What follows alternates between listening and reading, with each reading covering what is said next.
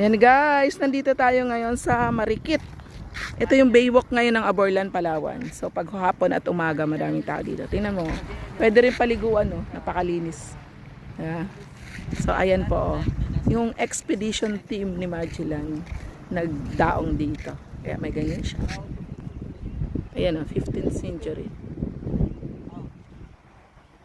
Dahil dito daw, sabi daw mga aside sa mga sa ano, espad sa Christianity. Ayan.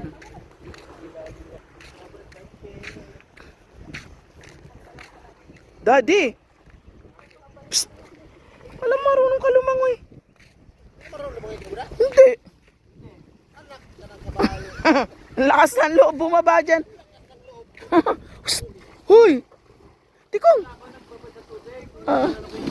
Yung ano niya. Yung paa niya. Oh. Binababat ko nga. Oo, kaya nga. Ayaw gyud dudong. Oo. Ako ba naman yan? Akala mo marunong Hindi ka marunong lumangoy. Wala nagturo eh. Babad lang sa tubig. Ganyan ba?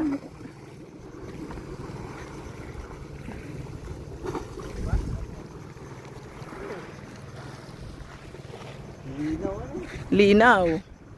Lahat dito malinaw. Lalo na pag pumunta tayo mamaya doon sa White Sand. Ayan guys, so yun yung Sombrero Island. Andun yung White Sand. So mamaya pupuntahan natin.